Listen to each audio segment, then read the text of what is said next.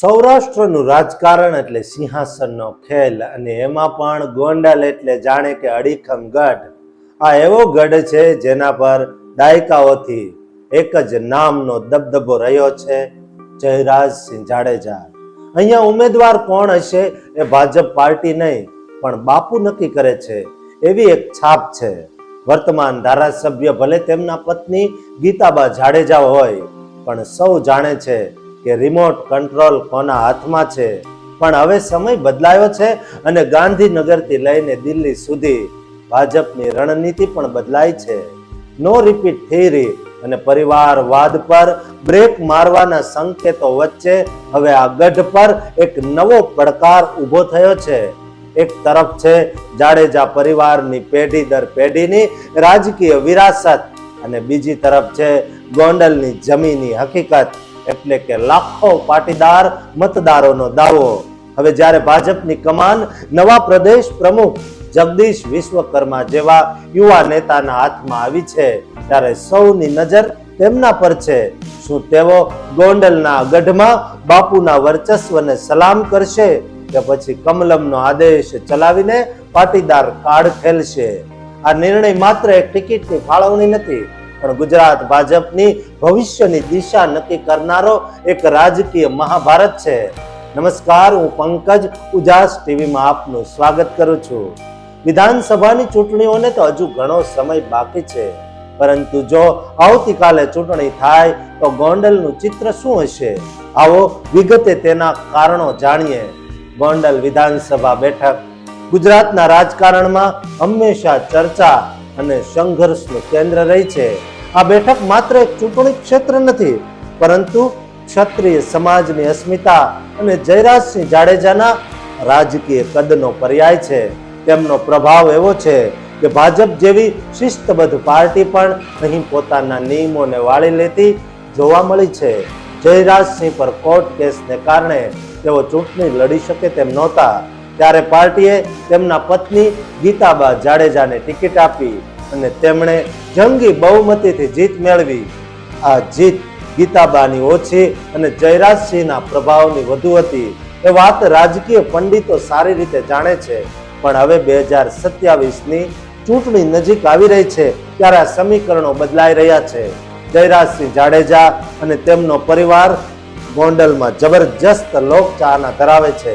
તેમનો એક ઈશારો હજારો મતોને પ્રભાવિત કરી શકે છે. સહકારી ક્ષેત્ર, માર્કેટિંગ યાર્ડ અને સ્થાનિક સ્વરાજની સંસ્થાઓ પર તેમનું મજબૂત વર્ચસ્વ છે. પાર્ટી માટે જીતી શકે તેવો ઉમેદવાર એ પહેલી પ્રાથમિકતા હોય છે, અને આ માપદંડ પર જાડેજા પરિવાર 100% ખરો ઉતરે છે. માત્ર મતદારો જ નહીં, પણ ગોંડલ ભાજપના સ્થાનિક સંગઠનના કાર્યકર્તાઓ પણ જાડેજા પરિવારને વફાદાર છે. જો તેમને અવગણનામાં આવે તો પાર્ટીના કાર્યકર્તાઓ નિષ્ક્રિય થઈ જાય અથવા તો બળવો કરે તેવું જોખમ રહેલું છે.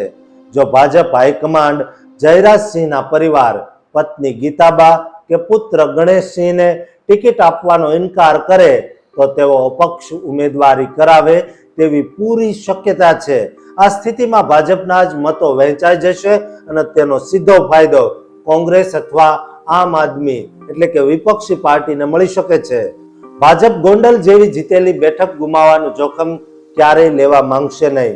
હવે વાત પાટીદાર નેતાને ટિકિટ આપવાનું દબાણ કેમ વધી રહ્યું છે? ગોંડલ વિધાનસભામાં લેઉવા પાટીદાર મતદારોની સંખ્યા નિર્ણાયક ભૂમિકામાં છે.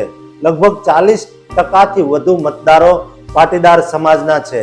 આટલા મોટા સમાજને રાજકીય પ્રતિનિધિત્વ ન મળે તો તેમનામાં નારાજગી ફેલાઈ શકે, જેની અસર માત્ર ગોંડલ પર જ નહીં પરંતુ સૌરાષ્ટ્રની અન્ય બેઠકો પર પણ પડી શકે. વડાપ્રધાન નરેન્દ્ર મોદી અને અમિત શાહના નેતૃત્વમાં ભાજપ સતત પરિવારવાદનો વિરોધ કરતું આવ્યું છે. એક જ પરિવારને વારંવાર ટિકિટ આપવી એ પાર્ટીની આ નીતિની વિરુદ્ધ જાય છે. ભૂતકાળમાં ભાજપે અનેક દિગ્ગજ નેતાઓના પરિવારજનોની ટિકિટ કાપીને નવા ચહેરાઓને તક આપી છે. આ સિલસિલો ગોંડલમાં પણ જોવા મળી શકે છે. જાડેજા પરિવારનું નામ ભૂતકાળમાં અનેક વિવાદો સાથે જોડાયેલું રહ્યું છે. ભાજપ પોતાની સ્વચ્છ છબી જાળવી રાખવા માટે આવા વિવાદોથી દૂર રહેવા માંગે છે. એક નવો નિર્વિવાદ અને શિક્ષિત પાટીદાર ચહેરો પાર્ટીની છબી માટે વધુ અનુકૂળ સાબિત થઈ શકે છે. નવા પ્રદેશ પ્રમુખ તરીકે જગદીશ વિશ્વકર્મા માટે આ નિર્ણય લેવો એ કાંટાળા તાજ સમાન હશે.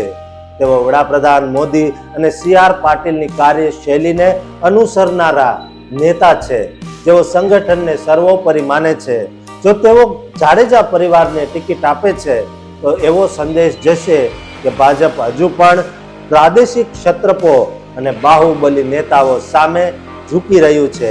આ નિર્ણયથી પાટીદાર સમાજમાં ખોટો સંકેત જઈ શકે છે. જો તેઓ પાટીદાર નેતાને ટિકિટ આપે છે તો તેમને જાડેજા પરિવારના બળવાખોરીનો સામનો કરવા માટે તૈયાર રહેવું પડશે. આ સ્થિતિમાં ચૂંટણી જીતવી એક મોટો પડકાર બની જશે. સંભવિત રીતે આ નિર્ણય પ્રદેશ સ્તરે નહીં પરંતુ દિલ્હી હાઈકમાન્ડ દ્વારા લેવામાં આવશે. જગદીશ વિશ્વકર્મા જમીની રિપોર્ટ અને સર્વેના આધારે પોતાનો અભિપ્રાય દિલ્હી મોકલશે. અંતિમ નિર્ણય બે બાબતો પર નિર્ભર રહેલો છે. પહેલું, શું ભાજપ જયરાજસિંહના બળવાના જોખમને પહોંચી વળવા માટે સક્ષમ છે? અને બીજું, શું કોઈ પાટીદાર ઉમેદવાર જાડેજાના પ્રભાવને તોડીને જીતવાની ક્ષમતા ધરાવે છે? ગોંડલની ટિકિટનો નિર્ણય એ વાતનો લિટમસ ટેસ્ટ હશે કે ગુજરાત ભાજપમાં વ્યક્તિ મોટો કે સંગઠન. દોસ્તો, તમારું શું માનવું છે તે અંગે કોમેન્ટ કરજો. કોનો ભાર વધુ પડશે? શું કોઈ પાટીદાર યુવા નેતા આ ચૂંટણી જીતી શકે છે? તમને જે લાગતું હોય તે કોમેન્ટ બોક્સમાં જરૂર કરજો. વિડીયો લાઈક કરજો, શેર કરજો અને ચેનલને સબસ્ક્રાઇબ કરવાનું ચૂકતા નહીં. આભાર.